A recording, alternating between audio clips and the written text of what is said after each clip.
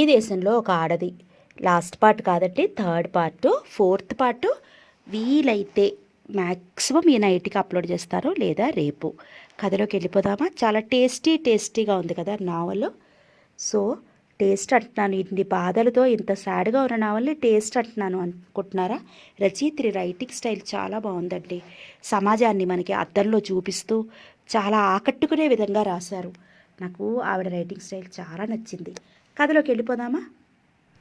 ఈ ఇంటికి వచ్చాక కొన్ని నెలల పాటు నేను ప్రతి రాత్రి ఏడ్చాను. కానీ ఏం సాధించాను? చావలేక బ్రతుకుతున్నాను. సుజాత ఆశ్చర్యంగా అమ్మాయి ముఖంలోకి చూసింది. పైకి ఎంతో నిర్మలంగా ఆనందంగా కనిపిస్తున్న ఈ అమ్మాయిలో కూడా ఇంత విషాదం ఉందా? సుజాతకి ఎంతో ఆశ్చర్యం అనిపించింది. నువ్వు చెప్తున్నదంతా నిజమేనా అంది విస్తుపోతూ. నిజం కాకపోతే నాకు ఈ దుస్థితి ఎందుకు? శ్రీరాణి చిన్నగా నవ్వింది. ఆ నవ్వులో ఎంతో విషాదం. అంత విషాదంలోనూ ఆ అమ్మాయి ఎంతో అందంగా ఉంది. ఆమె మాట్లాడుతుంటే సంగీతం వింటున్నంత హాయిగా అనిపించింది సుజాతకి. అసలు నువ్వు ఇక్కడికి ఎలా వచ్చావు? నేను రాలేదు, వాళ్ళు నన్ను ఎత్తుకొచ్చారు. ఆ రోజు నాకు ఇప్పటికీ బాగా గుర్తు. మా అమ్మకి గుండె జబ్బు. ఒకరోజు బాగా గుండెపోటు వస్తే హాస్పిటల్లో చేర్పించాం. మేజర్ ఆపరేషన్ చేశారు. అప్పటికి మా అమ్మ 3 రోజుల నుంచి హాస్పిటల్లోనే ఉంది. నేను ఇంటికి పెద్ద కూతుర్ని. బిఏ 2వ సంవత్సరం చదువుతున్నాను. కాలేజీ నుంచి వచ్చి ఇంట్లో వంట చేసి ఆ రోజు సాయంత్రం మా అమ్మ దగ్గర పడుకుందామని బయలుదేరాను. ఆ రోజు మా నాన్నకు ఇంకా ఇంటికి రాలేదు. ఆఫీస్ నుంచి అటే మా అమ్మని చూడటానికి వెళ్ళి ఉంటాడు అనుకున్నాను. నాకు 2 చెల్లెళ్ళు, ఒక తమ్ముడు. మా పక్కింటి వాళ్ళని కాస్త చూడమని చెప్పి నేను హాస్పిటల్కి బయలుదేరాను. మా ఇంట్లో ఎవ్వరికీ సంతోషం లేదు, మనసు బాగుండలేదు. మా అమ్మకి జరిగిన ఆపరేషన్ సక్సెస్ కాలేదని, కాంప్లికేషన్స్ వచ్చాయని నాన్నగారు చెప్పారు. ఆ ఆందోళనతోనే నేను ఇంటి నుంచి బయలుదేరాను. అప్పటికే సమయం 7 గంటలు కావస్తోంది. బాగా చీకటి పడింది. దీపాలు వెలిగాయి. హాస్పిటల్ గేటు మూసేస్తారేమోనన్న ఆందోళనతో నేను హడావుడిగా నడుస్తున్నాను. ఆ ఆందోళనతో బస్సు కోసం ఎదురు చూసే ఓపిక లేక ఎదురుగా వస్తున్న ఆటో ఎక్కాను. హాస్పిటల్ మా ఇంటికి చాలా దూరం. సగం దూరం వచ్చేసరికి మా ఆటో తప్పుదారి పట్టించాడు. మా అమ్మ పరిస్థితి చాలా ప్రమాదంగా ఉండడంతో నా మనసు బాగుండలేదు. అమ్మ చచ్చిపోతుందేమో అన్న బాధతో నా కళ్ళలోకి మాటిమాటికి నీళ్లు నిండుతున్నాయి. ఆ బాధతో నేను సరిగా గమనించలేదు. కానీ ఆటో సగం దూరం వచ్చాక తప్పుదారి పట్టింది. నేను కన్నీరు తుడుచుకుని ఆందోళనగా చుట్టూ పరికించాను. అంతలోనే ఆటో దారి మళ్ళీ ఒక చిన్న సందులో కీచుమని శబ్దం చేస్తూ ఆగిపోయింది. అదేమని ఆటో వాళ్ళని ప్రశ్నించబోయాను.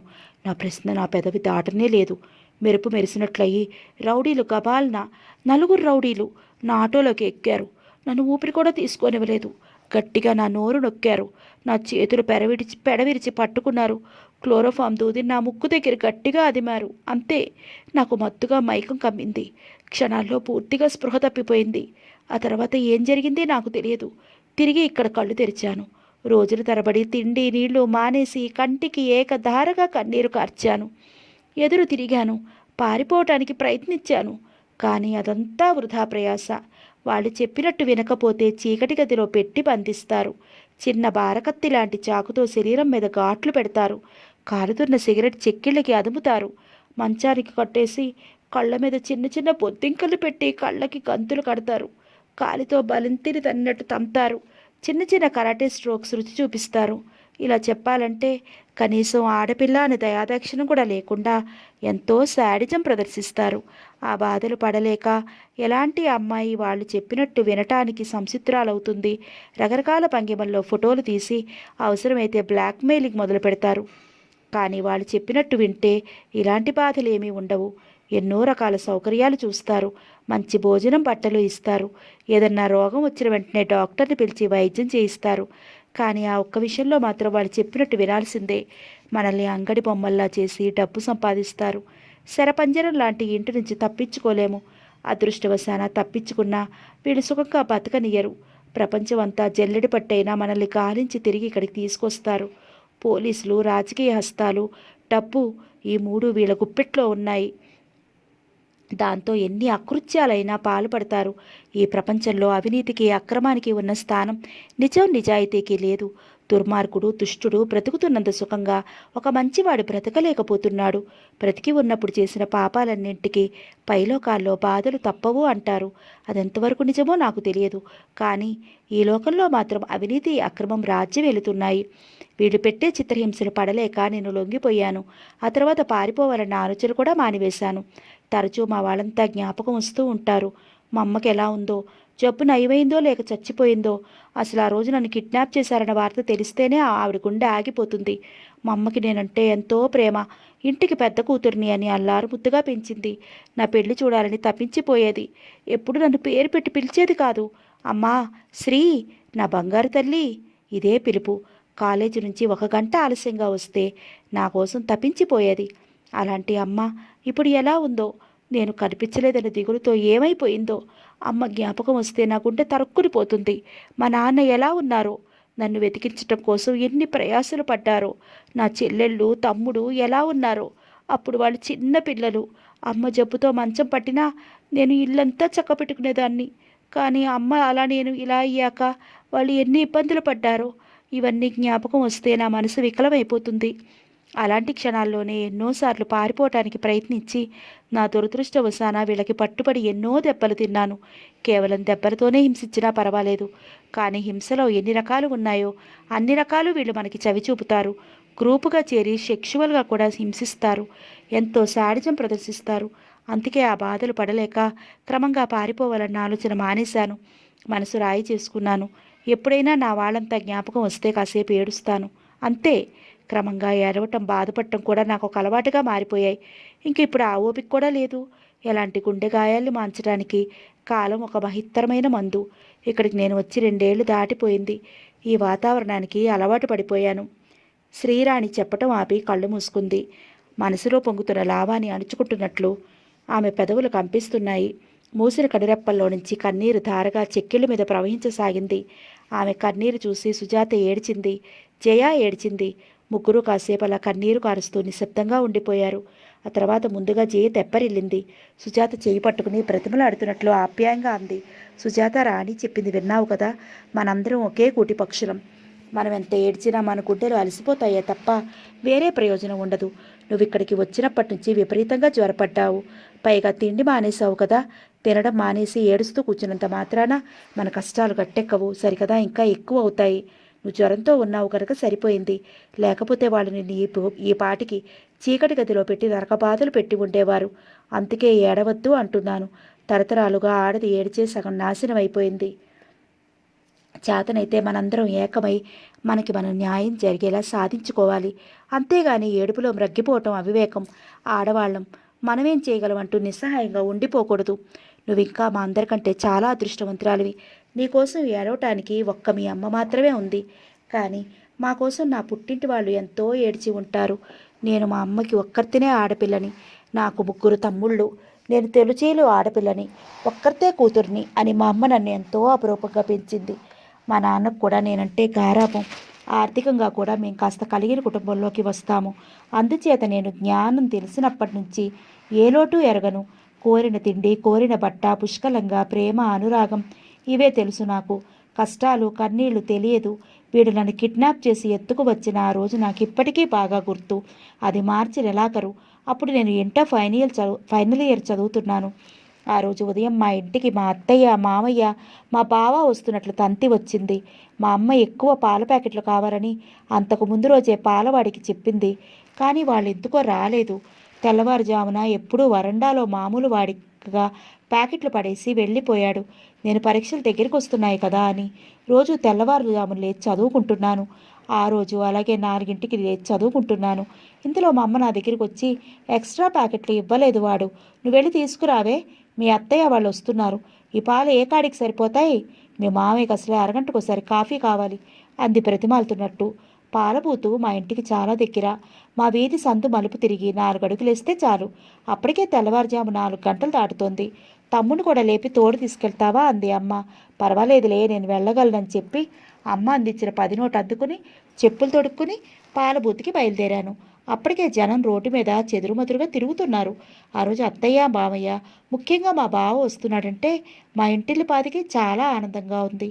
మోహన్ మా అత్తయ్య పెద్ద కొడుకు, నా కాబోయే ఫియాన్సీ. మా పెళ్లి 4 నెలల క్రితమే సెటిల్ అయింది. లగ్నపత్రిక కూడా వేశారు. ఈ వేసంగిలోనే మా మ్యారేజ్ అంటూ ఇంకా సరిగ్గా 3 నెలలు మాత్రం ఉంది. అప్పటికి మా బావ అంటే నాకెంతో ప్రేమ. చిన్నప్పటి నుంచి మేమిద్దరం ఎంతో అనురాగంగా ఉండేవాళ్ళం. ప్రతి ఏటా స్కూళ్ళకి సెలవులు వస్తే వాళ్ళు మా ఇంటికి రావటమో, మేము వాళ్ళ ఇంటికి వెళ్ళటమో విధిగా జరిగేది. మా అత్తయ్య నన్ను ఎప్పుడు పేరు పెట్టి పిలిచేది ఎరగదు. ఒసే కోడలా అనో, మా కోడలేది అనో సంబోధించేది. ఆవిడికి ఆడపిల్లలు లేరు, ముగ్గురు మగపిల్లలే. అందుకే నేనంటే అంత అభిమానం. మా బావ అప్పుడు ఇంజనీరింగ్ 3వ సంవత్సరంలో ఉన్నాడు. అతని ఇంజనీరింగ్ కోర్స్ పూర్తయ్యేసరికి నా డిగ్రీ కూడా పూర్తవుతుంది. ఆ తర్వాత మా వివాహం అంటున్నారు. కానీ మా నాన్నమ్మ చాలా వృద్ధురాలు. రేపో మాపో అంటూ ఉంది. ఆవిడికి మా పెళ్లి చూడాలని పెద్ద కోరిక. రోజు గొడవ పెట్టేది.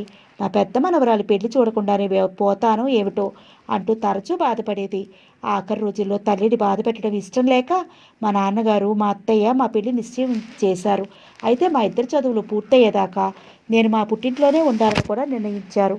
నాకు చేయించే నగల విషయంలో మాట్లాడటానికి ఇప్పుడు వాళ్ళంతా వస్తున్నారు. నాకు మా బావకి నచ్చిన మోడల్స్ చేయించుకోవటమో కొనటమో చేయాలని మా అత్తయ్య ఆలోచన. అందుకే మా అమ్మ అంత హడావుడి చేస్తోంది. అప్పుడే ఇంటికి పెళ్లికాడ వచ్చేసిందని రోజుకి 10 సార్లన్నా అనుకునేది.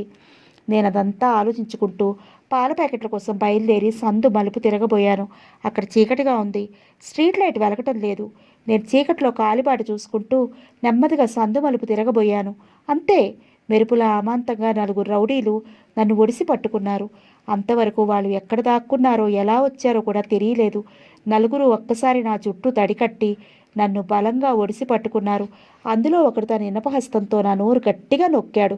వారిద్దరూ గబాలను నన్ను ఎత్తి రోడ్డు వారుగా చీకటి చాటున ఆపి టాక్సీలో పడేశారు. మరుక్షణం వాయువేగంతో టాక్సీ స్టార్ట్ అయింది. అంత రెప్పపాటు కాలంలో అతి చాకచక్యంగా, అతిలాఘవంగా జరిగిపోయింది. నేను అరవాలని, గట్టిగా కేకలు పెట్టాలని ఎంత గించుకున్నా లాభం లేకపోయింది. గట్టిగా కబంధ హస్తాలు నా నోరు నొక్కేశాయి. నా శరీరం ఒక్క అంగుళం కూడా వాళ్ళ చేతుల నుంచి కదిలించలేకపోయాను. అంతలోనే మరొకడు నా జబ్బ గట్టిగా నొక్కి లావాటి సూతితో నా చేతికి మాదక ద్రవ్యం ఏదో ఇంజెక్షన్ చేశాడు. అంతే, సగం మందు నా శరీరంలోకి ఎక్కేసరికి నా ఒళ్ళు తిమ్మిర్లెక్కి క్రమంగా మొద్దుబారసాగింది. వాళ్ళు నా నోటి మొదరించి చేయి తీసేశారు. నేను గట్టిగా అరిచాను, కానీ ఆ కేక నాకే వినిపించలేదు. నాకు పూర్తిగా స్పృహ తప్పుతున్న స్థితిలో నన్ను ఎత్తి సీటు మీద పరిచి బ్లాంకెట్ మీద పడుకోబెట్టారు. వాళ్ళు సీట్ల మీద కూర్చున్నారు. కారు వేగంగా పోతూనే ఉంది. ఆ తర్వాత అలా ఎంత దూరం ప్రయాణం చేశానో తెలియదు. తిరిగి మత్తువిడి కళ్ళు తెరిచేసరికి ఒక చిన్న మిద్దె లాంటి ఇంట్లో ఉంచారు. అక్కడ 2 రోజులు నన్ను కట్టుదిట్టమైన కాపలాతో బందీఖానాలో ఉంచారు. ఆ మర్నాడు నన్ను వేరే వాళ్ళకి అమ్మేశారు. ఆ తర్వాత మళ్ళీ 4 రౌడీలు నన్ను ఒడిసి పట్టుకున్నారు. నా చెప్ప గట్టిగా నొక్కి తిరిగి మత్తుమందు నా శరీరంలోకి ఎక్కించారు. మళ్ళీ నాకు స్పృహ తప్పింది. ఆ తర్వాత నేను కళ్ళు తెరిచేసరికి ఇక్కడున్నాను. ఇంక చెప్పడానికి ఏముంది? శ్రీరాణి గతే నాకు పట్టింది. ఎన్నో రోజుల తరబడి తిండి నిద్ర మారి ఏడ్చాను. తప్పించుకుని పారిపోవటానికి ప్రయత్నించాను. కానీ అన్నీ వృధా ప్రయాసలయ్యాయి. క్రమంగా అలవాటు పడ్డాను ఈ వాతావరణానికి. రాను రాను వీళ్ళకి నా మీద కొంచెం నిఘా తగ్గింది. అయితే నాకు తప్పించుకోవడానికి మాత్రం అవకాశం రాలేదు. కానీ చచ్చిపోవడానికి అవకాశం వచ్చింది 1-2 సార్లు. అయినా నేను చచ్చిపోలేదు. నేను మరణించేలోగా వీళ్ళలో ఏ ఒక్కడినైనా చంపాలి. నా కసి తీర్చుకోవాలి. అది నా ప్రగాఢ కోరిక. ఎప్పుడైనా మా వాళ్ళ జ్ఞాపకం వస్తే నా గుండెలన్నీ గుబులతో నిండిపోతాయి. పాల కోసం వెళ్ళిన దాన్ని ఇంటికి తిరిగి రాకపోయేసరికి మా వాళ్ళ ఇంట్లో ఎంత కంగారు పడ్డారో, అమ్మ నా కోసం ఎంతగా గుండెలు అవిసిపోయేలాగా ఏడ్చిందో తలుచుకుంటే నా మనసంతా అశాంతిమయం అయిపోతోంది. నా ముఖాన భగవంతుడు ఈ కర్మ రాసి పెట్టాడు. కానీ లేకపోతే మా బావని పెళ్లి చేసుకుని నేను ఈ పాటికి ఎంతో ఆనందంగా హాయిగా ఉండేదాన్ని కదా అనుకుని తృప్తి పడతాను. ఆడపిల్ల అత్తవారింటికి వెళితే అష్టకష్టాలు పడుతుందంటారు, కానీ నాకు ఆ బాధ కూడా ఉండేది కాదు. మా అత్తయ్య ఎంతో మంచిది. ఆవిడకి నేనంటే ఎంతో అనురాగం. వాళ్ళందరూ నా కోసం ఎంతో ఏడ్చి ఉంటారు. కానీ నా దురదృష్టం ఇలాగ ఉంది. చెప్పటం ఆపి జయ నిశ్శబ్దంగా కన్నీరు కారుస్తూ మంచంలో వాలిపోయింది. సుజాత నిర్జీవ ప్రతిమే అయింది. శిలాశ్రువుల్లా ఆమె చిక్కిళ్ళ మీద కన్నీరు ధారలు కట్టింది. ప్రతిరేయి ప్రవహించున్నది కాదు గంగ, అది విషణ్ణుల అస్నవాహిని. నిజంగా అంటాడు కవి. బహుశా ఆ విషణ్ణలంతా ఇలాంటి వాళ్ళేనేమో. పులి పంజాలో చిక్కుకున్న ఈ లేడికోన లేదు. వేటగాడి వలలో చిక్కిన పావురం పిట్ట తప్పించుకొనలేదు. ఆ హౌస్కి వచ్చిన ఏ ఆడపిల్ల అసలే తప్పించుకోలేదు. తను చక్కగా చదువుకుని ఉద్యోగం చేసి తల్లిని సుఖపెడదామనుకుంది. హాయిగా ఆనందంగా జీవిద్దామనుకుంది. కానీ చివరికి ఇంత రొచ్చులోకి వచ్చి పడింది కదా తన జీవితం అనుకుంటే సుజాతకి ఎంతో దుఃఖం అనిపించేది. ఎన్నోసార్లు ఆత్మహత్య ప్రయత్నం చేసింది. తప్పించుకుని పారిపోవటానికి ప్రయత్నించింది. కానీ ఆమె ప్రయత్నాలన్నీ విఫలమయ్యాయి సరికదా. దారుణంగా చిత్రవధలు అనుభవించింది. దాంతో క్రమంగా ఆ ప్రయత్నాలన్నీ మాని యాంత్రికంగా మారిపోయింది సుజాత. ఆ మురికి జీవితానికి అలవాటు పడిపోయింది. జీవోత్సవంలా బ్రతుకు ఈడుస్తోంది. అక్కడికి వచ్చిన చాలా కాలానికి తెలిసింది సుజాతకి. శంకర్లాల్ని చంపి హత్యా నేరానికి తల్లికి జైలు శిక్ష పడిందని. సుజాత హృదయం మూగగా ఆక్రోశించింది. ఒడ్డున పడ్డ చేపల తల్లి కోసం ఆమె ప్రాణం కొట్టుకుని పోయింది. ఏడ్చి ఏడ్చి క్రమంగా ఆమె మనసు ముద్దుబారిపోయింది. ఇప్పుడు సుజాత అంటే కీ ఇస్తే ఆడే బొమ్మ, విరాగి. అంతకు మించి ఆమెలో జీవం ఉన్న లక్షణాలు ఏమీ కనిపించవు. ఎవరు ఎలా ఉన్నా ఏది ఏవైనా కాలం ఆగదు. దాని మానానాది నిశ్శబ్దంగా సాగిపోతూనే ఉంటుంది. కాలగర్భంలో ఏడాది గిర్రున తిరిగిపోయింది. సావిత్రి తల్లి మనసు అనుక్షణం కూతురు కోసం తహతహలాడుతోంది. ఆ రోజు శంకర్లాల్ హత్య జరిగిన తరువాత సుజాత భయంతో పక్క గదిలోకి పరిగెత్తడం మాత్రమే తెలుసు సావిత్రికి. అంతే. ఆ తర్వాత సుజాత ఆమె కంటికి కనిపించలేదు. సావిత్రి ప్రాణం కుడితిలో పడ్డ ఎలకలా కూతురు కోసం కొట్టుకుని పోతోంది. ఆఖరికి జైలు శిక్ష పడ్డాక కూడా కూతురు కోసం ఎదురు చూసింది. ఈరోజు కాకపోతే రేపైనా ఈ దురదృష్టవంతురాలైన అమ్మని చూడటానికి రాకపోతుందా అని ఆశపడింది. కానీ సావిత్రికి నిరాశే మిగిలింది. నిత్యం ఆ కరుకురాతి జైలు గోడల మధ్య ఇనుప కటకటాలకి తలవాల్చి ఏ క్షణంలోనైనా కూతురు తనని చూడటానికి వస్తుందేమోనని నిరీక్షిస్తోంది. కళ్ళల్లో ఒత్తులు వేసుకుని నిరీక్షిస్తోంది. సుజాత అమ్మా అని పిలుపు కోసం, చంద్రబింబం లాంటి ఆ అమ్మాయి ముఖార విందం కోసం ఆమె తల్లి మనసు తహతహలాడిపోతోంది. ఒక వెర్రి అన్వేషణ. ఎడారిలో ఎండమావి కోసం అరులు చాచే పాందుడిలా ఒక తపన. కన్నీళ్లు కార్చి కార్చి సావిత్రి కళ్ళు ఎండిన బావుల్లా అయిపోయాయి. ప్రశంసగా అన్న జవాబు చెప్పదు. అలా రెప్పలెత్తి నిశ్శబ్దంగా వాళ్ళ ముఖంలోకి ఒకసారి చూసి తిరిగి తలదించుకుని తన పనిలో లీనమైపోతుంది. సావిత్రి జైలుకు వచ్చి ఏడాది దాటింది. కలిమిలేములు కావడి కుండలని, కష్టసుఖాలు వెలుగు నీడలని అంటారు పెద్దలు. Up and downs in life but not natural అని జీవితం గురించి నిర్వచనం చెప్తారు. జగత్తుని చీకటిమయం చేసిన అమావాస్య గడిచి సన్నగా చంద్రోదయం అవుతోంది. అలా చూస్తూ ఉండగానే కన్ను మూసి తెరిచినంతలో పున్నమి వస్తుంది. పిండి చెల్లెడి పట్టినట్లు వెన్నెల నింగి నుంచి దారలుగా కురిసి జగత్తును రసమయానందంలో ముంచెత్తుతుంది. పెనుగాలికి నేలకూరిన తీగ చిన్న ఆసరా దొరికిన అందుకుని పైకి ఎగబ్రాకి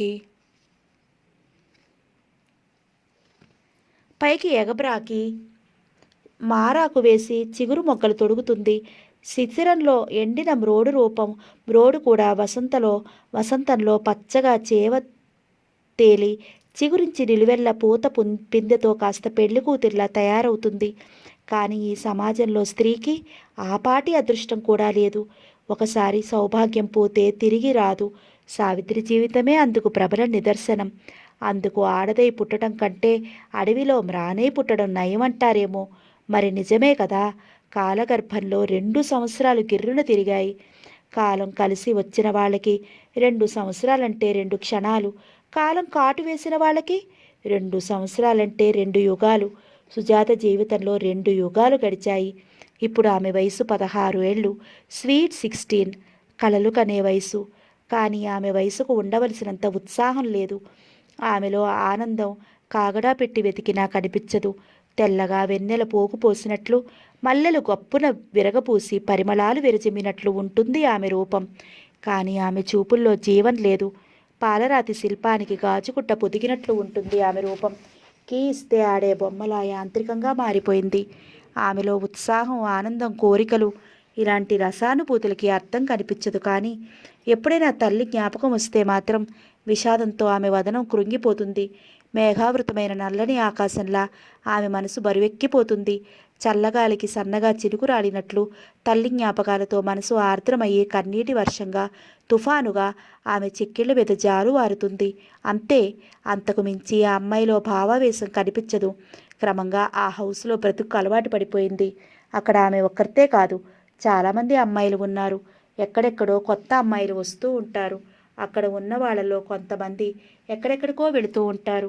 అదంతా ఒక విషవలయం.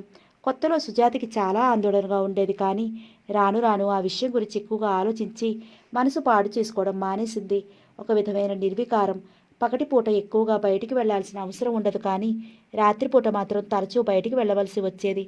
వాళ్లే దగ్గరుండి తీసుకుని వెళ్ళి తిరిగి తీసుకువస్తారు. జమాజట్టీలాగా ఉండే వస్తాదుల్లాంటి మగవాళ్ళు సదా ఆ ఇంటిని అంటిపెట్టుకుని ఉంటారు. వాళ్లలో నాగు అని ఒకడున్నాడు. పేరుకు తగినట్లే నల్లటి ఒళ్ళు, తెల్లటి కళ్ళు. వాడు చూస్తుంటే పాము పగనపట్టినట్టే ఉంటుంది. వాడి చూపులు విషం చిప్పుతూ ఉంటాయి. వాడంటే అక్కడ చాలామంది అమ్మాయిలకు ఎందుకో భయం. సుజాతకి ఇంకా భయం. వాడక్కడ ఆడపిల్లలకి బాడీగార్డ్. వాడి అసలు పేరు నాగు కాదు. రూపాన్ని బట్టి అమ్మాయిలందరూ కలిసి వాడికి ఆ పేరు పెట్టారు. ఒక అవినీతి విషయం తప్పితే మిగతా అన్ని విషయాలు బాగానే ఉంటాయి. మంచి మంచి చీరలు, మంచి భోజనం ఇస్తారు. ఏవేళ డ్రెస్సింగ్ టేబుల్స్ నిండా రకరకాల కాస్మెటిక్స్ ఉంటాయి.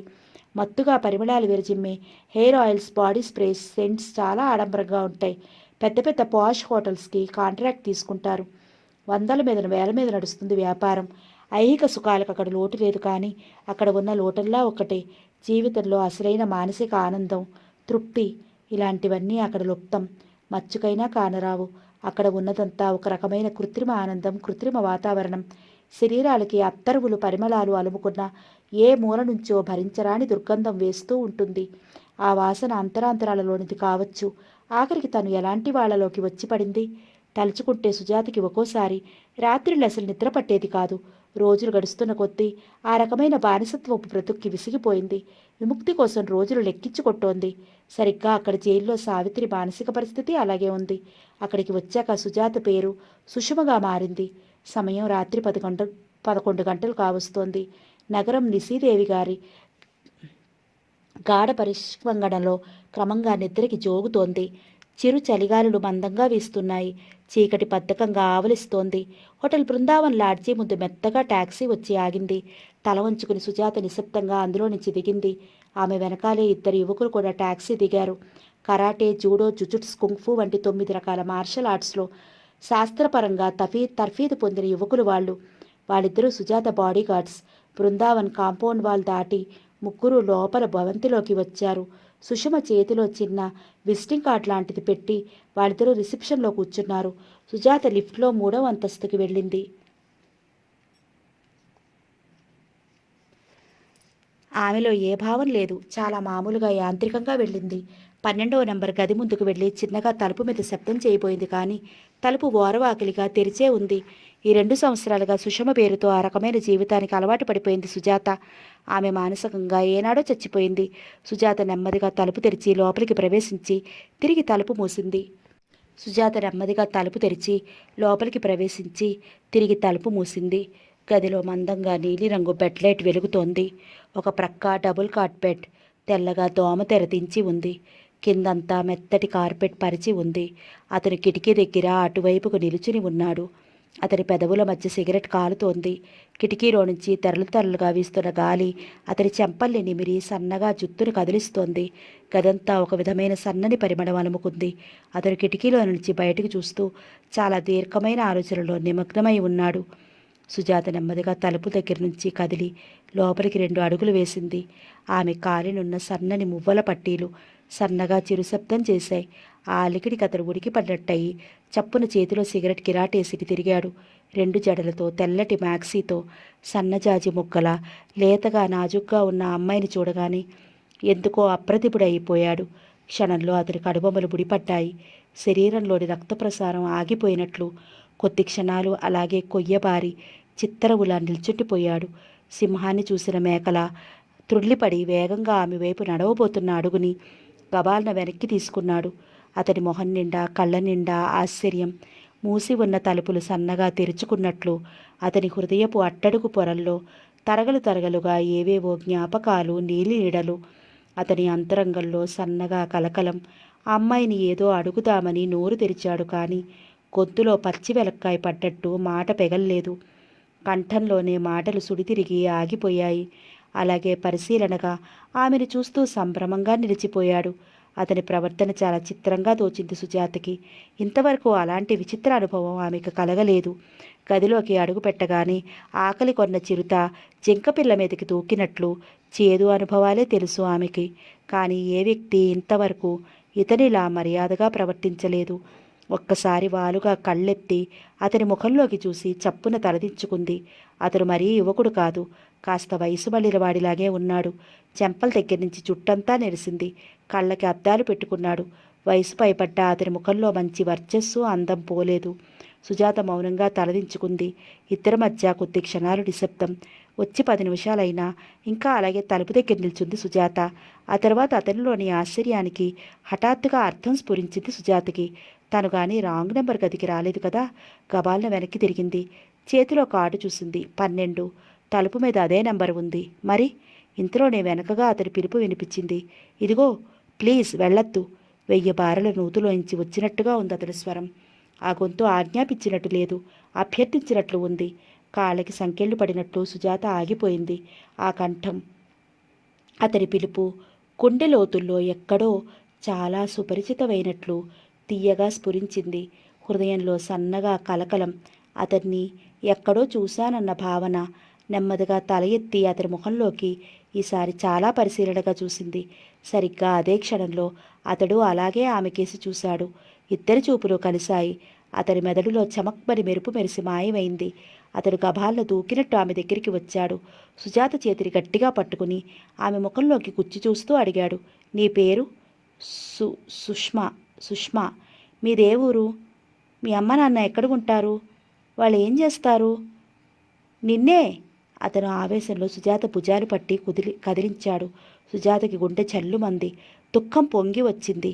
కనిభవించిన మంచు మీద సన్నగా వేడి సూర్యకిరణం పడినట్టు ఇన్నాళ్ళుగా ఆమెలో కరుడు కట్టిన వేదన సన్నగా కరగసాగింది. గత 2 ఏళ్లుగా యాంత్రికమైన జీవితానికి అలవాటు పడిపోయింది. ఇలా గదిలోకి అడుగుపెట్టగానే గుండెని వాడిగాయాలు చేసే చేదు అనుభవాలు, సూది మాటలే ఆమెకి తెలుసు. కానీ నీ పేరేమిటి? నీదే ఊరు? అంటూ ఇంత ఆత్మీయంగా స్నేహభావంతో ఎవరూ సంభాషించలేదు. అసలు ఇంత సాత్వికంగా సంభాషించిన మనిషే లేడు. ఈ కుశల ప్రశ్నలు, ఈ ప్రేమ, అనురాగం, స్నేహశీలత మర్చిపోయి ఎన్నాళ్ళయింది. కానీ ఈరోజు ఈయన ఎవరో ఎంతో ఆత్మీయంగా పలకరిస్తున్నాడు. ఎండిన బీడుపై తొలకరి జల్లుపడినట్లు ఆనందంతో సుజాత మనసు పులకరించింది. ఒక్కసారిగా తన చిన్నప్పటి జ్ఞాపకం వచ్చింది. దాంతోపాటే తల్లి, తండ్రి, తమ్ముడు, వీళ్ళ మధ్య తన జీవితం, ఆ రోజుల్లో తను పొందిన ఆప్యాయత, అనురాగం, ఆనందం, తండ్రి అపురూపం, గారాభం అన్నీ జ్ఞాపకం వచ్చాయి. ఎడారిలో కోయల గానం వినిపించినట్లు ఆమె మనసు ఆనందంతో పరవశించిపోయింది. ఆ ఆనందంలో నుంచే వెల్లువల దుఃఖం పొంగి వచ్చింది. గట్టు తెగిన వరదలా కన్నీడు పొంగుతుంటే గభాలన నేల మీద కూర్చుని చప్పున మోకాళ్ళ మధ్య తలతో దాచుకుంది. 10 నిమిషాలు, పావుగంట ఆమె అలాగే నేల మీద కూర్చుండిపోయింది. అతనికి ఎటూ తోచలేదు. ఆమెకేసి అలా చూస్తూ స్తబ్దుగా ఉండిపోయాడు. ఆమె విపరీతంగా దుఃఖం పడుతోంది అనటానికి నిదర్శనంగా ఆమె భుజాలు తీవ్రంగా కంపించసాగాయి. ఆగి ఆగి చిన్నగా ఎక్ ఎక్ అన్న శబ్దం. దాంతో అతడు స్తంభీభూతుడయ్యాడు. అమ్మాయి అంత హఠాత్తుగా ఎందుకు ఏడుస్తోందో అతనికి అర్థం కాలేదు. ఇప్పుడు తనేమన్నాడని? తనేమైనా తప్పుగా మాట్లాడా? లేదే. పోనీ తను కాస్త నెరిసిన జుట్టుతో, కొంచెం పెరిగిన గడ్డంతో కాస్త పెద్దవాడిలాగా కనిపిస్తున్నాడు. ఆ అమ్మాయి తను చూసి భయంతో అలా ఏడుస్తోందా? అది కాకపోవచ్చు. అమ్మాయి గర్ల్. వాళ్ళకి డబ్బు ముఖ్యం, మిగతా విషయాలు వాళ్ళకి పట్టవు అంటారు కదా. మరి ఆమె ఎంతకంతగా ఏడుస్తోంది? తన ప్రవర్తన ఆమెకి నచ్చలేదా? ఏదో కాలక్షేపంగా తన ఆనందం కోసం అమ్మాయిని పిలిపించుకున్నాడు. అంతటితో ఆగిపోయి ఉంటే సరిపోయేది. కానీ పర్సనల్ విషయాలు అడిగాడు. నిజంగా అది తన తప్పే. ఇతరుల ఆంతరిక విషయాలు తెలుసుకోవాలి అనుకోవటం నిస్సందేహంగా పొరపాటే. ఆ సంగతి తనకు తెలియంది కాదు. కానీ ఎందుకో ఆ అమ్మాయిని చూడగానే తన మనసు స్పందించింది. ఆమె పరాయి పిల్ల అన్న భావం రాలేదు. ఇది అని చెప్పలేని ఒక అనిర్వచనీయమైన ఆత్మీయతతో ఆమెను పలకరించాడు. కానీ తన ఆత్మీయతని ఆమె తప్పుగా అర్థం చేసుకుని ఉంటుంది. ఆమెను తను ఆంతరిక విషయాలు అడిగి అవహేళన చేస్తున్నాడని భావించి ఉంటుంది. అందుకే ఆమె ఏడుస్తోంది. క్రింద ఎర్రటి కార్పెట్ మీద ముడుచుకున్న మల్లె మొక్కలా కూర్చున్న ఆమెను చూస్తుంటే అతనికి ఏమీ చేయటానికి పాలుపోలేదు. కన్నార్పకుండా ఆమెను చూస్తూ చాలాసేపు అలాగే కూర్చుండిపోయాడు. ఇద్దరి మధ్య కొద్దిసేపు నిశ్శబ్దం, ఒక విధమైన విషాదం నిండిన నిశ్శబ్దం. ఆ అమ్మాయి ఇంకా ఉద్వేగంతో దుఃఖపడుతోందనటానికి నిదర్శనంగా ఎక్కన్న ఆమె వెక్కిళ్ల ధ్వని తప్ప ఇంకేమీ చిన్న అలికిడి లేదు. అతనికి ఒక్క క్షణం పాటు ఎటూ పాలిపోలేదు, ఏమీ తోచలేదు. అమ్మాయి అంత హఠాత్తుగా ఎందుకు ఏడవటం మొదలుపెట్టిందో అసలే అర్థం కాలేదు. కానీ ఆ నిశ్శబ్దంలో నుంచి ఆమె సన్నని రోదన అతని గుండెను కదిలిస్తోంది. నిస్సందేహంగా తను ఏదో అనుచితంగా మాట్లాడి ఉంటాడు, అందుకే ఆ అమ్మాయి అంతగా వెక్కిళ్ళు పెట్టి ఏడుస్తోందన్న విషయం అతను రూఢయ్యింది. ఆలోచనలతో గబాలను కుర్చీలో నుంచి లేచి నేల మీద ఆమెకి చేరువుగా వచ్చి కూర్చున్నాడు. తన అరిచేతిని ఆమె తలపై వేసి నిబురుతూ మార్తవంగా అన్నాడు, ఇదిగో చూడమ్మాయి, ఎందుకు అలా ఏడుస్తున్నావు? ఇందాక నేను మాట్లాడిన దాంట్లో పొరపాటు ఏమైనా ఉంటే కోడి తాచు తల విసిరినట్లు సుజాత కంగారుతో గబాళ్ళ తల ఎత్తింది. లేదు లేదు అన్నట్లు తల అడ్డంగా అటు ఇటు ఊపింది. మరెందుకు ఇంతగా ఏడుస్తున్నావు? నేను అసలు నిన్నేమీ అనలేదు కదా. సుజాత ఒక్కసారి విశాలంగా కళ్ళెత్తి ఆయన ముఖంలోకి చూసింది. రక్తంలో ముంచి తీసిన కలుగురేకుల్లా ఆమె కళ్ళు దుఃఖంతో ఎర్రబడిపోయాయి. పెదాలు స్వల్పంగా కంపిస్తున్నాయి. కంపిస్తున్న స్వరంతో సుజాత అంది, నన్ను మీలా ఇంత ఆత్మీయంగా ఇంతవరకు ఎవరూ పలకరించలేదు. మీరు ప్రవర్తించినంత మర్యాదగా ఎవరూ నాతో ప్రవర్తించలేదు. నేను గదిలోకి రాగానే రాక్షసంగా ప్రవర్తించేవాళ్ళు, అసభ్యంగా మాట్లాడేవాళ్ళు. కానీ మీలా ఇంత ఆత్మీయంగా చక్కగా ఎవరూ నాతో ప్రవర్తించలేదు. అందుకే నాకు తెలియకుండానే దుఃఖం వచ్చేసింది. ఇలాంటి ఆత్మీయత ఆపేక్ష మర్చిపోయి చాలా రోజులైంది. వెక్కిళ్ళ మధ్య చెప్పటం ఆపి కన్నీరు తుడుచుకుంది. తలమించి పెద్ద బరువు దిగిపోయినట్లు అతనికి ఆనందం అనిపించింది. ఆమె దుఃఖానికి కారణం తెలిసాక అతని మనసంతా చల్లగా అయింది. ఆ అమ్మాయి బేలగా అమాయకంగా చెప్తూ ఉంటే జాలిగా ఆమె ముఖంలోకి చూశాడు. తనకి తాను మనసు విప్పి చెప్పుకుంటున్నట్లు కుబులుగా అన్నాడు, అమ్మాయి, ఎందుకో నాకు నిన్ను చూడగానే మనసంతా ఎంతో ఆత్మీయంగా అనిపించింది. నిన్ను ఇదివరకే ఎప్పుడో ఎక్కడో చూసినట్లు నాకు బాగా కావలసిన మనిషిలా అనిపించావు. అందుకే తరచి తరచి నీ పేరు వివరాలు అడిగాను. ఈ హోటల్కి నేను చాలాసార్లు వచ్చాను. బహుశా నీలాగే పోలికలున్న వేరే అమ్మాయి ఎవరన్నా జ్ఞాపకం వచ్చి ఉండవచ్చు. మనిషిని పోలిన మనుషులు ఉంటారు కదా. అన్నట్లు నీ పేరు సుషమ అన్నావు కదూ. చాలా మంచి పేరు. నిజానికి నాకు ఆ పేరు గల వాళ్ళెవరూ తెలియదు. ఎటో చూస్తూ గుబులుగా చెప్పాడు. ఆ మాటలు చెప్తున్నప్పుడు అతని మనసు అక్కడ లేదు. సుజాత కళ్ళు తుడుచుకుని నెమ్మదిగా లేచి మంచం మీద కూర్చుంది. అతను లేచి ఆమెకు ఎదురుగా కుర్చీలో కూర్చున్నాడు. మళ్ళీ అతనే అన్నాడు, అమ్మాయి, నిజం చెప్తున్నాను. నేను చూడగానే నాకు ఎందుకో అభిమానం అనిపించింది. కొందరిని చూడగానే ఎందుకో ఆత్మీయంగా అనిపిస్తుంది. మరి కొందరిని చూడగానే అకారణంగా ఎందుకు ద్వేషం రగులుతుందో అంతా మనకు తెలియకుండానే జరిగిపోయింది. నీ పేరు సుష్మా అన్నావు కదూ. నిజం చెప్పు, నీకెవ్వరూ లేరా? నీకు ఈ వృత్తి ఇష్టం లేదన్నావు కదా. మరి అసలు ఇందులోకి ఎలా వచ్చావు? సుజాత కళ్ళల్లో నీలి నీడలు అమావాస్య కారు చీకటిలో చిన్న నక్షత్రం లాంటి మెరిసినట్లు ఆమె పెదవులపై సన్నని నవ్వు కదిలింది. నేనుగా ఇందులోకి రాలేదు. వాళ్ళు బలవంతంగా ఎత్తుకొచ్చారు నన్ను. నిజమా? నిజమే. అయితే నీకు నా అనుకున్న వాళ్ళెవ్వరూ లేరా? అంటే మీ అమ్మ, మీ నాన్న? ఇలా అడుగుతున్నానని ఏమీ అనుకోకు. ఎందుకో నిన్ను చూడగానే నాకు ఏదైనా సాయం చేయాలనిపిస్తోంది. మరి అసలు నీ గురించి అంతా వివరంగా తెలిస్తేనే కదా నేనేమైనా సాయపడగలను. సుజాత గబాలను తలదించుకుంది. వాడి గాయానికి చల్లని గంధపు పైపూతల అతని గొంతు చాలా ఆత్మీయంగా అనునయంగా ఉంది. మళ్ళీ సుజాత కళ్ళ నిండా కన్నీరు పొంది మూసుకున్న కనురెప్పల్లోంచి జలజలా రాలింది. ఆ క్షణం ఎందుకో సుజాతకి తన జీవితం గురించి నిజం చెప్పాలనిపించలేదు. నిజం చెప్తే తనకు అతని నుంచి ఆపాటి ఆప్యాయత కూడా లభించకపోవచ్చు అనిపించింది. తన ఇలాంటి జీవితం గడుపుతోంది. హత్య చేసి తన తల్లి జైల్లో ఉంది. తన తండ్రి తమను వదిలిపెట్టేశాడు. ఇటువంటి చరిత్ర చెప్పుకున్నందువల్ల జరిగే లాభం కంటే నష్టమే ఎక్కువ కదా. అలాంటప్పుడు ఆ విషయాల గురించి చెప్పకపోతే మాత్రం ఏమిటి? చెప్పినందువల్ల తను మరింత లోకు అవటమే తప్ప ప్రయోజనం ఉండదనిపించింది సుజాతకి. అసలు తన జీవితం గురించి తలుచుకుంటే తనకే ఎంతో అసహ్యం అనిపిస్తోంది. అలాంటప్పుడు ఇతరులకు ఇంకా అసహ్యం అనిపించవచ్చు కదా. సుజాత చెక్కిళ్ళ మీద జారుతున్న కన్నీటిని నిశ్శబ్దంగా పైటి చెంగుతో అద్దుకుంది. అతను మళ్ళీ కంగారు పడ్డాడు. ఇదిగో అమ్మాయి, నువ్వు చీటికి మాటికి ఇలా ఏడిస్తే ఇంక నేనేమీ అడగను. కానీ నిజంగా నీకెవ్వరూ లేని మాట నిజమే అయితే నేను నాతో తీసుకెళ్ళడానికి ప్రయత్నిస్తాను. మరి ఇప్పుడు చెప్పు, ఏమంటావు? నీకు ఇష్టమేనా? ఏమిటి? ఆయన తనని వాళ్ళింటికి తీసుకువెళతాడా? తాను పొరపాటుగాని వినలేదు కదా. సుజాతకి ఒక్కసారిగా గుండె బయటికి తీసి తిరిగి యథాస్థానంలో పెట్టినట్లయింది. సుజాత తల ఎత్తి సంభ్రమంగా అతని మొహంలోకి చూసింది. ఆమె కళ్ళల్లో తళతళ మెరుపులు మెరిశాయి. కోటి నక్షత్రాల కాంతి ఒక్కసారిగా గప్పును వెలిగి ఆరింది. అతడు చిన్నగా నవ్వాడు. కారు చీకట్లో సన్నగా కాంతి కిరణం జారినట్లు క్షణకాలం ఆమె ముఖంలో కదిలిన ఆనందం చూసి అతడికి ఎంతో సంతృప్తిగా అనిపించి నెమ్మదిగా అన్నాడు, అమ్మాయి, మళ్ళీ చెప్తున్నాను, జాగ్రత్తగా విను. నిజంగా నీ మీద ఆధారపడి జీవిస్తున్న వాళ్ళు ఎవరూ లేని మాట నిజమే అయితే ఏమాత్రం అవకాశం ఉన్నా నేను నాతో తీసుకుని వెళ్ళటానికి ప్రయత్నిస్తాను. నువ్వు నన్ను నమ్మినా నమ్మకపోయినా ఇందులో దురుద్దేశం ఏదీ లేదు. నేను చూడగానే నాకు ఎందుకో నీపై అనలేని ఆత్మీయతాభావం స్ఫురిస్తోంది. నీకోసం ఏదైనా చెయ్యాలని తపన నాలో చెలరేగుతోంది. నేను ఒంటరిగాణ్ణి. జీవితంలో ఎన్నో ఆటుపోటులు తిన్నాను. ఏదో డబ్బుకి లోటు లేదు. బాగానే సంపాదిస్తున్నాను. కానీ ఆత్మీయత కోసం, నా అన్న మనిషి కోసం నా మనసు తప్పిస్తోంది. నా చుట్టూ ఆశ్రితులు లేకపోలేదు. కానీ వాళ్ళందరికీ నా మీద కంటే నా డబ్బు మీదే ప్రేమ ఎక్కువ. ఎవరైనా ఒక అనాథ బాలికను పెంచుకోవాలని చాలా రోజులుగా అనిపిస్తోంది. అయితే ఆ అమ్మాయివి నువ్వే ఎందుకు కాకూడదు? దీన్ని చూడగానే నాలో చిత్రమైన స్పందన. మనిద్దరికీ ఏ జన్మలోనో బంధం ఉండి ఉంటుంది.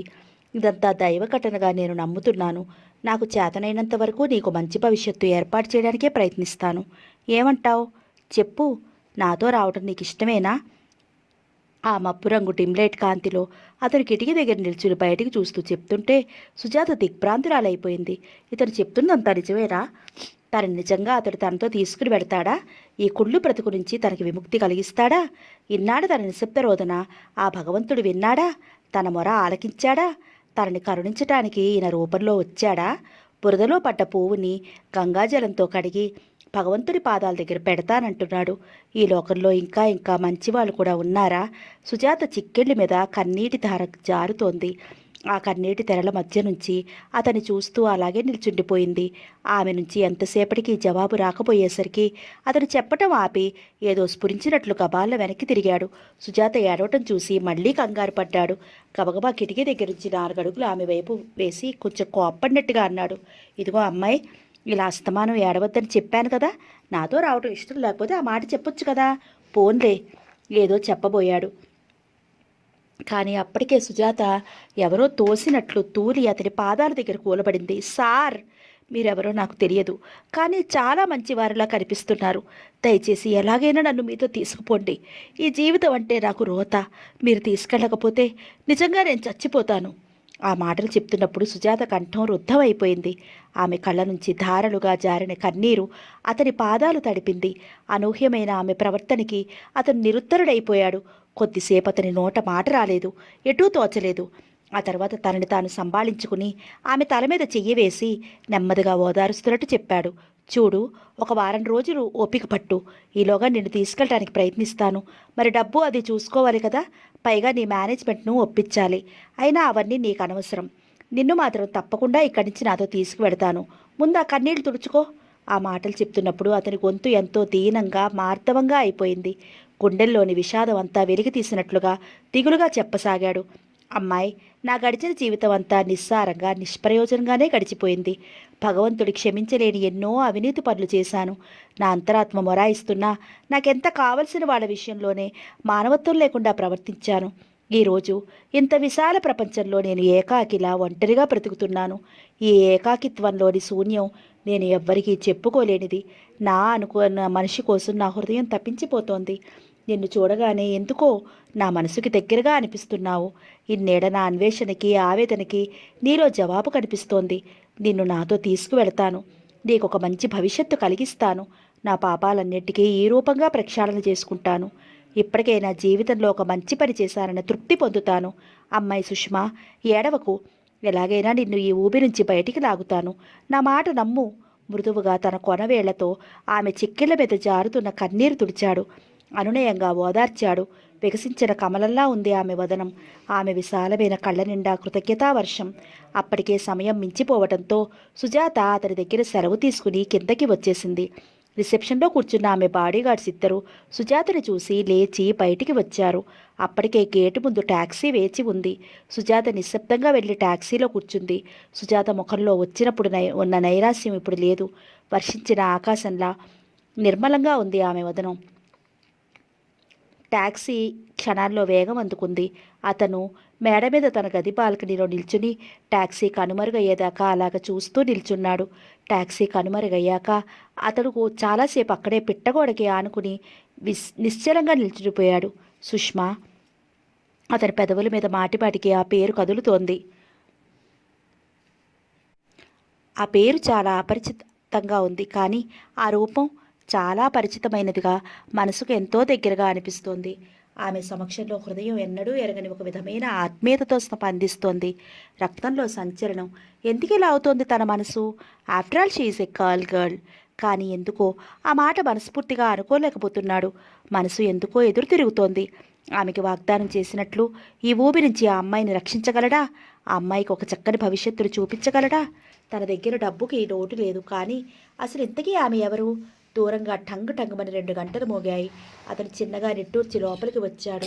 ప్రశాంతమైన సరోవరంలో ఒక చిన్న కులకరాయి పడినట్లు అతని మనసంతా కలకలం.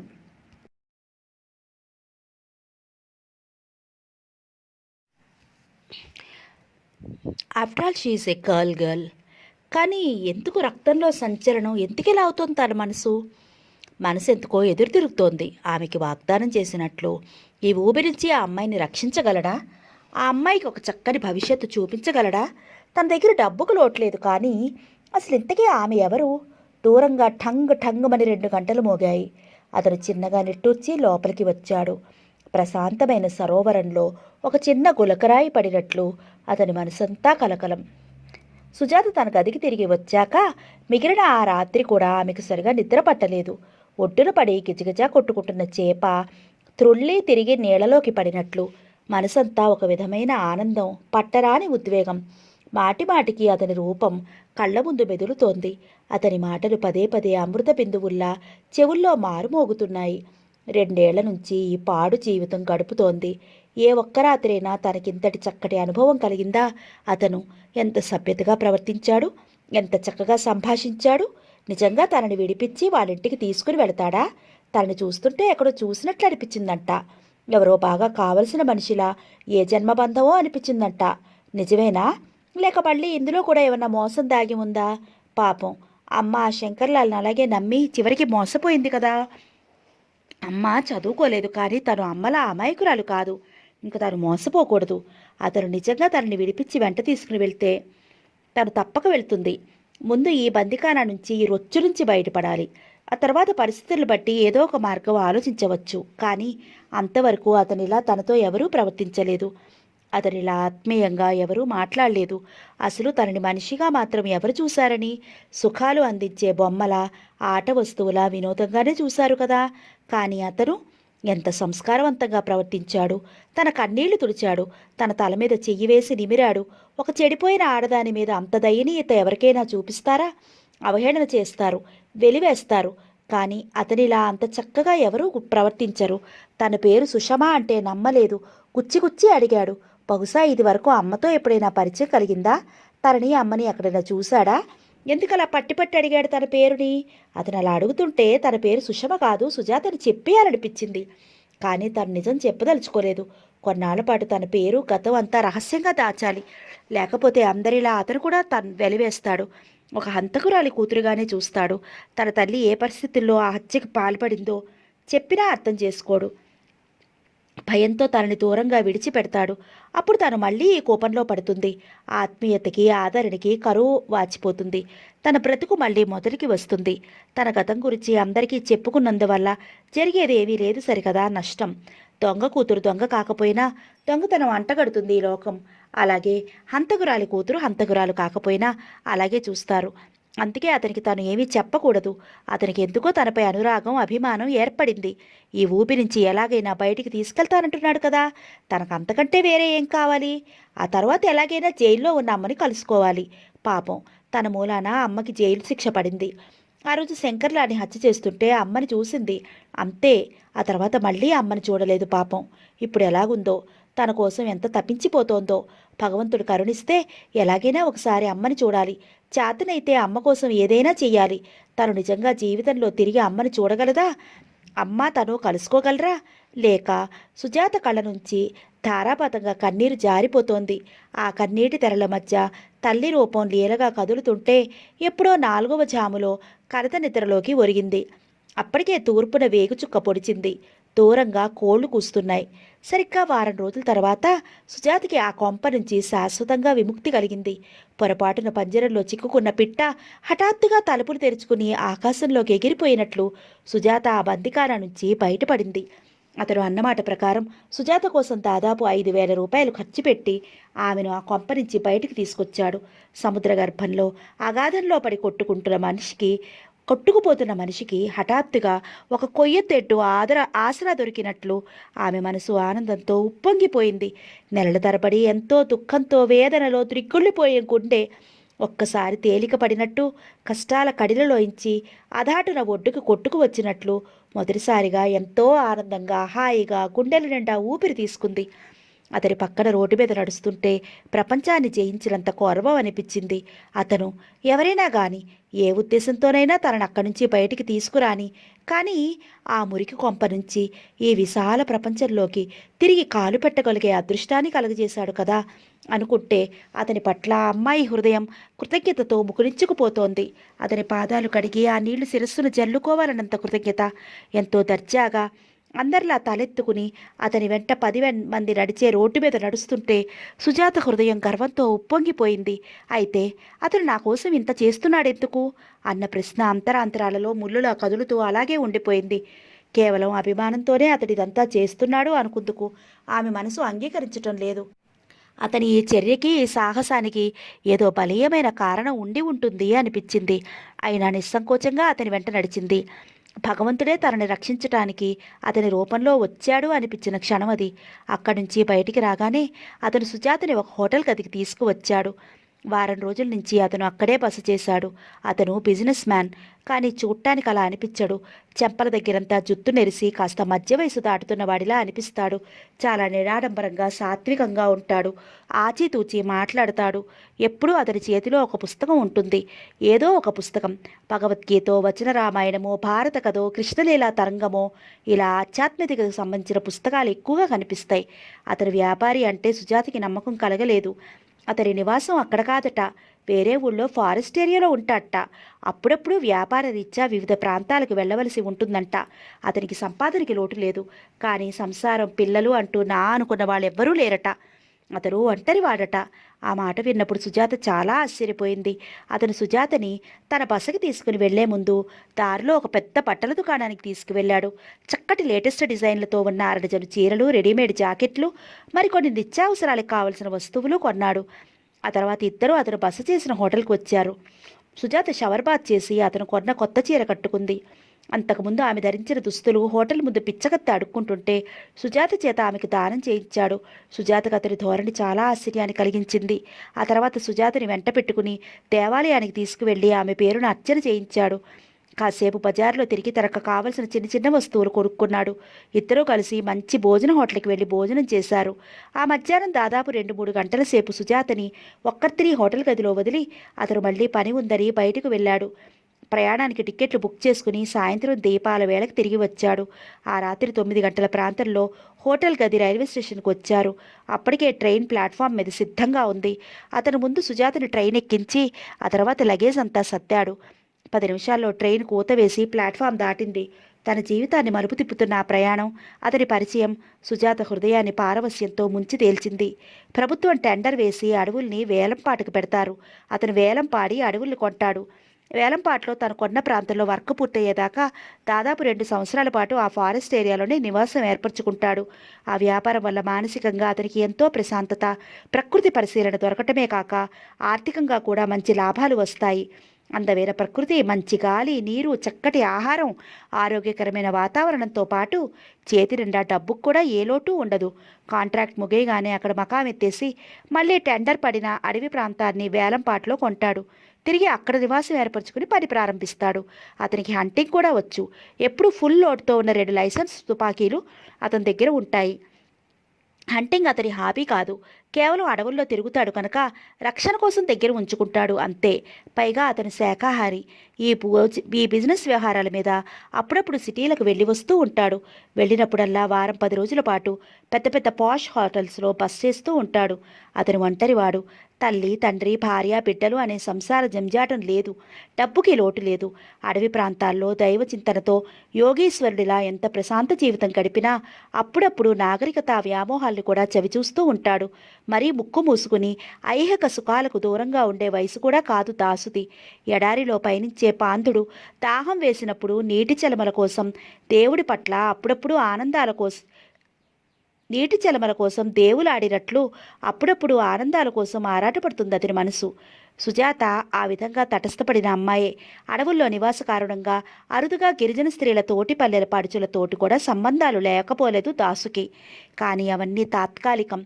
అయితే సుజాత వాళ్ళందరిలా అతని కంటికి కనిపించలేదు. ఆమెను చూసిన మరుక్షణం హృదయం ఎందుకో స్పందించింది. ఆమె రూపం మనసుకి చాలా దగ్గరగా, ఆత్మీయంగా అనిపించింది. ఆ అమ్మాయిని చూడగానే నా అన్న భావం కలిగింది. ఆమె కన్నీరు చూసి కరిగిపోయాడు. అంత నిస్సహాయ పరిస్థితిలో ఆమెని అలా ఒంటరిగా ఆ కూపస్థ జీవితంలో వదిలి రావటానికి అతని మనసు మొరాయించింది. అందుకే దాదాపు 5-6 వేలు ఖర్చు పెట్టి తన ఇంటికి తీసుకువచ్చాడు. ఆ అమ్మాయికి ఒక మంచి భవిష్యత్తు ఏర్పాటు చేయాలన్నదే అతని తాపత్రయం. ఎవరూ పట్టించుకోకపోతే గంగానది పాయ కూడా మురుగునీటిలోకి ప్రవహించి కలుస్తుంది. కానీ శ్రద్ధ వహించి ఆ నీటిపాయని దారి మళ్లిస్తే పంట పొలాల్లో చేరి బంగారం పండించి ధరణిని సస్యశ్యామలం చేస్తుంది. సుజాతని చూడగానే అతనిలో ఆ భావన ఎందుకు ప్రవేశించిందో తెలియదు. అందుకే ఆమె కోసం చాలా శ్రమపడి ఎంతో డబ్బు ఖర్చు పెట్టి ఆ కోపం నుంచి విడిపించాడు. 2 రోజుల దీర్ఘ ప్రయాణం తర్వాత ట్రైన్ దిగి అతను నివసించే ఫారెస్ట్ ఏరియాలోకి కాలు పెట్టింది సుజాత. మంద నుంచి తప్పిపోయిన మేకపిల్ల తిరిగి తన మందలో కలిసినంత ఆనందం. పండగ. నిజానికి లోకానికి ఆ రోజు ఏ పండుగ కాదు. కానీ సుజాతికి మాత్రం ఆ రోజు పండగలా ఉంది. సంక్రాంతి, ఉగాది, దసరా, దీపావళి అన్ని పండగలు ఒకే రోజు వస్తే ఎలా ఉంటుందో అలా ఉంది సుజాత మనసు. అతని ఇంట్లో అడుగు పెడుతున్నప్పుడు ఆ అమ్మాయి మనసు ఆనందంతో ఉప్పొంగిపోయింది. ఒడ్డును పట్ట చేప తిరిగి నీళ్లలోకి జారినట్లు, మప్పును చూసి మయూరి పురివిప్పి ఆడినట్లు, పీటలు వారిన బీడు భూమిపై వర్షం ధారలు కురిసినట్లు ఆమె హృదయం ఉద్బోళమైపోయింది. ఆమె లేత మనసు ఉల్లాసంతో పరవశించిపోయింది. నిజానికి అతను ఉండే ఇల్లు కాదు, ఒక చిన్న పర్ణశాల. బలమైన వెదురు బద్దలతో చుట్టూరా దట్టంగా గోడలా కట్టారు. పైన వాసాలు వేసి రిల్లుగడ్డి కప్పి చక్కగా నేతనేసినట్లు నేశారు. విశాలమైన 4 గదులతో మట్టి నేలతో పర్ణ కుటీరంలా అతి ప్రశాంతంగా ఉంది. ఇంటిని కట్టడానికి మొత్తం కలపనే ఉపయోగించారు. ఇంటి చుట్టూ చక్కటి విశాలమైన ఆవరణ. కాంపౌండ్ వాల్ బదులు ఇనుపతీగలతో ఫెన్సింగ్ వేసి దట్టంగా రకరకాల పూల లతలు పాకించారు. ఆ లతల నిండా ఎర్రగా గుత్తులు గుత్తులుగా పూలు కళ్ళని చెదిరించే అందంతో విరగపూసి సన్నగా పరిమళాలు విరజిమ్ముతున్నాయి. ఇంటి చుట్టూతా ఉన్న ఖాళీ స్థలంలో రకరకాల పూల మొక్కలు, కాయగూరల చెట్లు, క్యాబేజీ, కాలీఫ్లవర్ వంటి ఆకుకూరల మొక్కలు పచ్చగా ఏపుగా పెరిగి ఉన్నాయి. అక్కడ నిత్యం రాత్రిలో మంచు కురుస్తుంది. తెల్లవారేసరికి మొక్కలన్నీ నీళ్లు చిలకరించినట్లు స్వచ్ఛంగా కడిగినట్లు ఉంటాయి. మంచినీటి వసతి పుష్కలంగా లభించడంతో వనసంపద అద్భుతంగా ఉంది. అతను 2 జింకల్ని, ఒక నెమళ్ల జంటను పెంచుతున్నాడు. అవి అడవంతా తిరిగి తిరిగి అతని ఇంటికి మేతకి వస్తాయి. చాలా ప్రేమగా వాటిని ఒళ్ళో కూర్చోబెట్టుకుని పుచ్చగిస్తూ అతను ఆహారం అందించే తీరు చూస్తే సుజాతకి చాలా ఆనందం అనిపించింది. మరెంతో ఆశ్చర్యపోయింది. అడవి పావురాల కోసం అతని ఇంటి వెనక గూడు ఉంది. గూడు మీద కూర్చుని గువ్వలు కోకోలాడతాయి. ఊరికి రావనాగరికతకి చాలా దూరంగా విసిరేసినట్లు అడవులకి చాలా దూరంగా ఉన్న ఫారెస్ట్ ఏరియా అది. ఫారెస్ట్ డెవలప్మెంట్కి సంబంధించిన చాలామంది ఉద్యోగులు, పనివాళ్లు అక్కడ తాత్కాలికంగా నివాసాలు ఏర్పరచుకున్నారు. దాదాపు అక్కడ ఇళ్లన్నీ ఒకేలా ఉన్నాయి. అన్నీ రెల్లు కట్టి వేసి చెక్కలతో, వెదురు బంగులతో కట్టినవే. నిజానికి అదంతా అడవి ప్రాంతమే అయినా అక్కడికక్కడ ఒక చిన్న గ్రామంలా ఏర్పడింది. చాలామంది పిల్లా మేకతో సంసారాలతో సహా కాపురాలు ఉన్నారు. దాసు ఉండే ఇల్లు కూడా పైకి కుటీరంలా ఉన్నా లోపల చాలా ఆధునిక సౌకర్యాలతో ఇల్లు చక్కగా ఉంది. దేనికి ఇబ్బంది పడవలసిన అవసరం లేదు. అడవిలో ఉంటున్నామన్న ఆలోచనే రాదు. అల్మారా నిండా చదువుకుందుకు బోల్డ్ పుస్తకాలు, రేడియో, టేప్ రికార్డర్ వంటి వినోద కాలక్షేపాలు కూడా ఉన్నాయి. మధ్య గదిలో గోడకి 2 తుపాకులు, ఎవరైనా వస్తే కూర్చుందుకు వీలుగా 4 ఫ్రేమ్ వెదురు కుర్చీలు, చిన్న టేబులు, వంటగదిలో 2 కిరోసిన్ స్టవ్లు, వంట పాత్రలు, దినుసులు, ఒక ప్రక్కగా చిన్న మట్టి దిమ్మె, దానిపై చిన్న పూజా మందిరం, దానిపై పెద్ద కాళీమాత ఫోటో, మరొక గదిలో వెదురుకర్రలతో చేసిన మంచం, బూరుగు దూది పరుపు, కింద కుర్చీల దాకా చక్కగా అల్లిన ఈతాకు చాపలు, జింక చర్మాలు. అక్కడికి వచ్చిన గంటలోనే ఇల్లంతా సందడిగా తిరగసాగింది. వేటగాడి వలతాలు తెచ్చుకున్న లేడికోనలా ఉంది ఆమె మనసు. ఆ ప్రాంతంలో కాలు పెట్టిన మరుక్షణం ఆమె తన చేదుగతాన్ని మర్చిపోయినట్లు, ఆమె వదనంలోని విషాదమంతా పూర్తిగా తుడిచేసినట్లు ఉత్సాహంగా మారిపోయింది. అమాయకంగా చెంగును తన ఇల్లంతా తిరిగే లేడికోనలతో సమానంగా ఉత్సాహంగా తన ఇంట్లో తిరుగుతున్న అమ్మాయిని చూస్తుంటే అతని పెదవులపై తృప్తితో కూడిన ఒక సన్నని చిరునవ్వు మాటిమాటికి అందంగా నాట్యం ఆడసాగింది. సుజాతే కాదు, పండు వృద్ధులు కూడా పసిపిల్లలుగా మారిపోయి పరవశించి కేరింతలు కొట్టే అందమైన ప్రకృతి ఎటువైపుకు చూసినా కన్నుల విందులు చేస్తోంది. కడుచూపు మేరల్లో చుట్టూరా నీలిరంగు కొండలు, పెద్ద పెద్ద మానులతో నింగిని తాకుతున్నాయా అనిపించే ఎత్తైన నీలగిరి వృక్షాలు, కలగల పారే నీరు, కళ్ళని చెదిరించే రంగురంగుల పూలు, చేతికి అందుబాటుగా గుత్తులుగా విరగకాసిన పళ్ళ చెట్లతో ఆ అడవి వేయి కన్నుల పన్నుగా ఉంటుంది. చెట్టు మీద రకరకాల పక్షులు వాలి ఎగురుతూ పంచవర్ణాలతో ఎంతో అందంగా రకరకాల కూతలు చేస్తాయి. పైగా అది స్ప్రింగ్ సీజన్ కావడంతో మనోహరమైన ఆ ప్రకృతి అందం ద్విగుణీకృతమవుతుంది. అస్తమానం కోయవాళ్ళు, లంబాడి స్త్రీలు, పురుషులు, పిల్లలు సందడిగా తిరుగుతూ ఉంటారు. పెద్ద పెద్ద మానులు కట్టిన చెట్లని మిషన్లతో నరుకుతారు. సన్నటి ఆ మిషన్ చప్పుడు ఏ వేళ ఏదో ఒక మూల నుంచి వినిపిస్తూ ఉంటుంది. నిత్యం అటవీ శాఖ వారి జీపులు, లారీలు ఆ అడవిలోకి వచ్చి వెళుతూ ఉంటాయి. పేరుకే అది అడవి, కానీ అడవి అంటే అడవి కాదు. అది ఒక అందమైన ఉద్యానవనం. భగవంతుడి సృష్టిలో ప్రకృతి ఎంత అద్భుతమైనదో మొదటిసారిగా సుజాతకి తెలిసింది అక్కడికి వచ్చాకనే. భగవంతుడి అద్భుతమైన కళాసృష్టి, పచ్చని ఆకులతో, కళ్ళని చెదిరించే రంగులతో, గుత్తులుగా విరగపూసి సన్నగా మత్తు పరిమళాలు విరజిమ్మే రకరకాల పూల చెట్లు, నింగిని తాకుతున్నాయా అన్నట్లు ఎత్తుగా పెద్ద పెద్ద మానులు కట్టిన శాఖోపశాఖలుగా విస్తరించిన మహావృక్షాలు, వాటి నిండా అల్లిబిల్లిగా ప్రాకిన పూలలతలు, అక్కడ కొండల మించి గుట్టల మించి ఎప్పుడూ సన్నటి పాయల్లా నీళ్లు ప్రవహిస్తూ ఉంటాయి. కొండల మీద పేరుకున్న మంచు అలా కరిగి ఏటి పొడుగున అలా నీళ్ళలా జారుతూ ఉంటాయి. ఆ నీళ్లన్నీ కలిసి ఒక నదిగా ఏర్పడ్డాయి. ఆ వ్యాలీలో ఏటి పొడుగున ఆ నది ప్రవహిస్తూ ఉంటుంది. అది జీవనది, ఎండిపోవటం అంటూ ఉండదు. వేసవిలో కాస్త నీరు తగ్గినా మిగతా 3 ఋతువుల్లో పూర్ణ గర్భిణిలా నిండు ప్రవాహంతో ఉంటుంది. కొండల మించి కురిసే నీళ్లన్నీ ఆ నదిలో కలుస్తాయి. అడవి నిండా ఎక్కడ పడితే అక్కడ రకరకాల పళ్ళ చెట్లు, జామ, దానిమ్మ, ఉసిరి, బెర్ర, రేగు, బేరి, పనస, బొప్పాయి, కమల, నారింజ, ఆపిల్, ఖర్జూర ఇలా ఎన్నో రకాల పళ్ళ చెట్లు ఋతుక్రమాన్ని అనుసరించి సీజన్ల వారీగా గుచ్చాలుగా విరగ కాస్తాయి. అక్కడ ఏటి పొడుగున నీటి వనరులు ఎక్కువగా ఉండటం చేత ఫారెస్ట్ డెవలప్మెంట్ శాఖ వారు హెలికాప్టర్ల మీద తిరుగుతూ అడవంతా రకరకాల పళ్ళ విత్తనాలు, పూల విత్తనాలు జల్లుతారు. ఎక్కువగా వర్షాలు, మంచు కురిసే ప్రదేశం కావటంతో ఆ విత్తనాలు ఏపుగా పెరిగి సీజన్ల వారీగా పువ్వులు, ఎక్కువగా పళ్ళు అడవంతా గుత్తులుగా విరగకాస్తాయి. అక్కడ నివసించే గిరిజనులు, లంబాడీలు, కోయలు వీళ్ళందరికీ ఆ చెట్లే జీవనాధారం. నిత్యం చిన్న పెద్ద అంతా వెదురు పుట్టలు వీపులకు తగిలించుకుని అడవుల్లోకి పోతారు. అడవంతా తిరిగి రకరకాల పూలు, పళ్ళు, దుంపలు, గురివెందులు సేకరించి తెస్తారు. కింద పడిన అడ్డాకులు, పుల్లలు, మోపులు కట్టి నెత్తిన పెట్టుకుని మోసి తెస్తారు. కోయవాళ్ళు అడవుల్లోకి పోయి రకరకాల వేళ్ళు, ఔషధాల్లో పనికి వచ్చే దుంపలు, ఆకులు సేకరించి సంచుల నిండా నింపుకుని తెస్తారు. వాటినన్నిటికీ ఊళ్ళోకి తీసుకుపోయి అమ్ముకుని సొమ్ము చేసుకుంటారు. తేనె తుట్టెలు కొట్టి మంచి స్వచ్ఛమైన తేనె సీసాల నిండా నింపి తెస్తారు. అవన్నీ అమ్ముకుని బ్రతుకు తెరువు లాగిస్తారు. అడవిలో కొన్ని ప్రాంతాలు ఫారెస్ట్ డిపార్ట్మెంట్ వారి అధీనంలో ఉంటాయి. ఆ ప్రాంతంలో అడుగు పెట్టకూడదని నిషేధాజ్ఞలు ఉంటాయి. మిగతా ప్రదేశం అంతా కోయలు, గిరిజనులు, లంబాడీలు యథేచ్ఛగా సంచరిస్తారు. అక్కడ వారానికి ఒకసారి సంత జరుగుతుంది. బయట ఊళ్ళ నుంచి రకరకాల వ్యాపారస్తులు చిన్న పెద్ద అంతా సంత రోజు అక్కడ చేరతారు. రకరకాల దుస్తులు, తినుబండారాలు, పూసల దండలు, అద్దాలు, దువ్వెనలు లాంటి అలంకరణ సామగ్రి, పాత్రలు వగైరా ఎన్నో రకాల వస్తు సామగ్రి అంతా వ్యాపారస్తులు సంత రోజు అక్కడ దుకాణాలు పెడతారు. అడవంతా ఆ రోజే భలే సందడిగా ఉంటుంది. అడవి జనాలకి సంత రోజంతా పండగే. ఆ వారం అంతా వాళ్ళు సేకరించిన పళ్ళు, తేనె, ఔషధాలకు సంబంధించిన సామగ్రి, కట్టెలు, అడ్డాకులు, జంతువుల చర్మాలు, తోళ్ళు, కొమ్ములు, దంతాలు అన్నీ తీసుకుని ఆడామగ సంతకు వెళతారు. వ్యాపారస్తులు వీళ్ళ దగ్గర వస్తువులు చాలా చౌకగా కొని బయట రెట్టింపు ధరకి అమ్ముకుంటారు. గిరిజనులకి, కోయలకి ఆ కిటుకులన్నీ తెలియవు. అసలు తమ దగ్గర ఉన్న వస్తువుల అసలు విలువ ఎంతో కూడా సరిగ్గా తెలియదు. ఒక్కోసారి వస్తువులు మారకం చేస్తారు. అంటే తమ దగ్గర ఉన్న వస్తువులు వ్యాపారస్తులకి ఇచ్చి వాళ్ళ దగ్గరున్న వస్తువులు ఆ ధరకి సరితూగేవి తీసుకుంటారు.